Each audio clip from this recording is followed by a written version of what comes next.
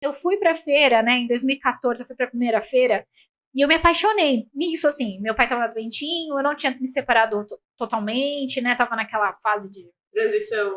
Na verdade eu tinha me separado, mas não no papel, né? Papel. E aí, acho que era julho, mais ou menos, e aí eu tava nessa coisa, aí eu fui pro Anime Friends lá, foi pro primeiro Anime Friends, e aí, nossa, eu me realizei ali, foi uma coisa que eu amei, e aí, quando teve toda essa coisa que eu já comentei, eu lembrava desse sentimento. Eu falava, nossa, mas foi tão bom no Anime Friends, foi tão bom aquela situação, eu quero de novo. Eu quero sentir aquilo, eu me agarrei aquilo muito forte. E aí eu falei, vou fazer o cosplay da Harley. Porque eu vi fotos da Harley, né? E aí ela já é do desenho, eu já achava ela o máximo no desenho do Batman. E eu comecei a ver as fotos do Esquadrão Suicida. Isso é em 2016. Foi em 2015. No ano seguinte, ela foi em 14 e no ano seguinte ela foi quando ela fez o cosplay. Isso. E aí eu comecei a ver as fotos, aí eu vi as fotos, eu pus todas as fotos. E nessa época minha mãe também tava meio perdidinha, assim, igual eu, né? A gente tava meio se achando juntinhas, né, em família. E aí eu falei, mãe, me ajuda a fazer um cosplay? Aí, a fantasia lá de carnaval. De carnaval, você quer? Ela, tá bom, vamos. Aí ela abraçou comigo e ela costurava, eu cortava. Não, foi demais, assim. Aí eu bordei toda a fantasia, assim, toda o cosplay, fantasia. Minha mãe falava fantasia, o cosplay. Não, mas eles sabem que é com carinho. Claro. Assim, então eu fiz com muito amor, assim, foi uma dedicação muito grande. E eu queria fazer detalhes, assim, e não tinha detalhes. Tinham 2, 3 fotos dela de longe, né? Então, até numa das fotos era ela num carro e ela tava de cabelo solto. E aí eu falei, cara, por que eu não vou usar o cabelo solto? Não vou fazer a xuxinha. Não vou fazer a xuxinha, eu vou ficar de cabelo solto. Porque ela tá de cabelo solto aqui no carro, eu vou ficar de cabelo solto. E aí nisso eu fui fazendo a roupa, só que na hora de fazer a xuxinha, eu não fiz. Então, assim, eu deixei o cabelo solto e nisso eu fui nos eventos. Eu começava... Você tava loira, não tava? Tava loira com cabelo rosa e azul, que eu pintei. Você pintou true mesmo, foi true. Eu era Harley na padaria, no açougue. Muito legal isso, cara, é muito divertido. Não, é muito e da hora. Também é muito legal. Cara. Não, eu adoro. É que estragou muito, né? Tive quebra química, então assim, tem o lado...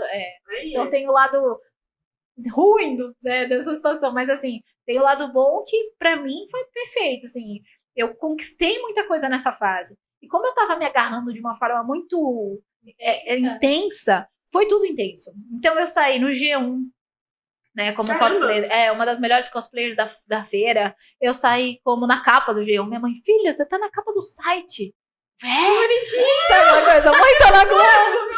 A sua mãe, olha essa fantasia que fui eu que fiz. Então ela... o orgulho é meu.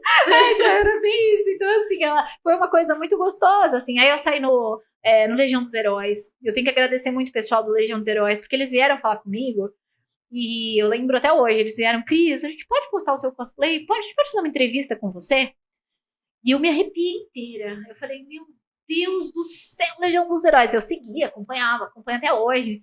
E eu fiquei muito emocionada, porque eu falei, cara, que legal, um portal que eu acompanho, que vai fazer vou dar uma entrevista. E aí, assim, eu dei uma entrevista pra eles, aí o Rubens, outro maravilhoso, porque nessa época, cara, foi muito difícil pra mim. Então, toda essa galera que me abraçou com o coração, sabe? E o Rubens, fotógrafo maravilhoso também, faz umas fotos incríveis que, nossa, sei lá, parece que você não tá em São Paulo, sabe? Você tá no quadrinho. Sim. Você fala, nossa, eu saio dos quadrinhos. Então, ele fez umas fotos, e essas fotos foram pro Legião dos Heróis, e no Legião dos Heróis fez muito sucesso. Então, comecei a ganhar seguidor. A gente começou a ganhar seguidor, um seguidor atrás do outro. Aí vinham coisas de cosplay, né, internacionais, querer postar o meu cosplay. Caramba, que legal, cara. A gente pode postar o seu cosplay? Pode. Tararará. E vinha gente, não parava. E aí vem crescendo, né? Orgânico isso. Ia vir um negócio orgânico. Eu sei que foram 25 mil seguidores em coisa de 3 meses, assim, 4 meses. Nossa. Menos, 2, 3 meses, assim. Mas uma coisa muito... frenética. Todo dia ali notificação de mais seguidores. Exatamente. Então foi um negócio... Nossa, que gostoso isso, cara. Então, é uma delícia, mas era uma coisa que eu não esperava. Mas como foi muita emoção, muito coração envolvido, por isso que tudo que a gente faz com amor, sabe? Tem aquele retorno. Tem aquele retorno. Pra você mesmo. É energético, sabe? É energético. Então, eu pus muito amor ali, ele voltou realmente, eu senti aquele carinho. Mas teve, lógico, o hate, né? Tiveram as pessoas. Porque assim, eu sei o que hoje, eu entendo que popularizou o meu cosplay. Não foi o fato de eu fazer cosplay, de eu ser bonitinho e fazer cosplay, não. Foi o fato de eu não ter usado a Maria Chiquinha. É mesmo? Porque o que acontecia? O engajamento, ele é feito por quando as pessoas fazem burburinhos, né? Então aí tinha uma galera que falava, mas o cosplay tá lindo, mas maravilhoso, eu quero pôr de plano de fundo. E tinha gente que falava assim, nossa, mas tá sem a Maria Chiquinha. Sem a Maria Chiquinha, não, sem a Maria Chiquinha. Então tinha os dois. E lados, balanceava. E ficava, exatamente, então ficava meio que uma guerra de comentário, onde todas as postagens que eu fazia, independente de onde era, tinha essa bagunça, essa rixinha, e tinha números.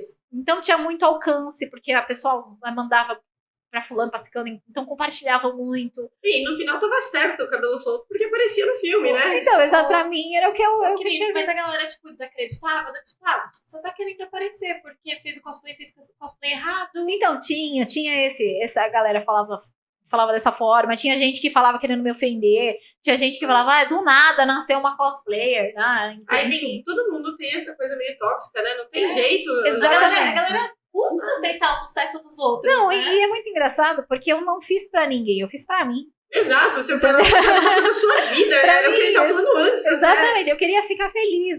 O motivo de eu fazer o cosplay era porque eu queria ficar feliz, eu queria ir na feira e me sentir bem. E eu lembrava daquela memória afetiva do anime Friends de Supergirl, onde eu fiquei super feliz, né? Você veio de Supergirl? Fui de Supergirl. Ai, que legal, cara. E era uma fantasia comprada, e foi comprada. Não foi cosplay porque eu não fiz, eu falo que é fantasia mesmo. Eu achei bem melhor que o Smallville, pra falar a verdade. Então, eu fui lá, eu comprei, porque eu não sabia fazer até então, na primeira vez, né? E aí foi uma energia tão gostosa, né? E eu trabalhei na primeira CCXP também, Legal. Que, nossa, também eu dou, graças a Deus, assim, foi uma coisa linda pra minha vida, pra minha carreira. Nossa, eu tava na primeira CCXP e eu lembro que eu falei, eu nunca fui num evento tão grande na minha vida, cara. Foi muito... Nossa, eu quase soltei uma palavra que eu não podia. Não, então, foi lindo. E aí, assim, a CCXP marcou muita história pra mim, né, na primeira CCXP, e aí eu lembrava, então tudo isso era memória afetiva de quando eu fiz esse cosplay pra mim, como eu falei da Harley, né, não foi pra agradar as pessoas, então assim, eu tava num momento em que eu tava me amando tanto, que eu tava tão feliz comigo. E com a sua família, né? Você com a minha família. Com a tua mãe ali. Exatamente, que eu tava me reconhecendo, me encontrando, né, e aí eu falei, cara... Sabe, eu era tão autossuficiente. É muito louco falar isso, porque é muito difícil a gente ser assim, mas naquele momento eu estava, graças a Deus. Porque senão eu não teria cabeça pra aguentar, porque era muito rage, cara, era muito rage. Aí eu olhava aquilo que eu falava, sabe aquela coisa? E aí depois de um tempo eu voltava e falava, nossa, eu não acredito que eu deixei isso passar. Aquela coisa, eu devia ter respondido, não sei o quê, não. Aí vai lá, notificação 10 anos atrás, respondendo a pessoa. Não, escuta aqui, né? A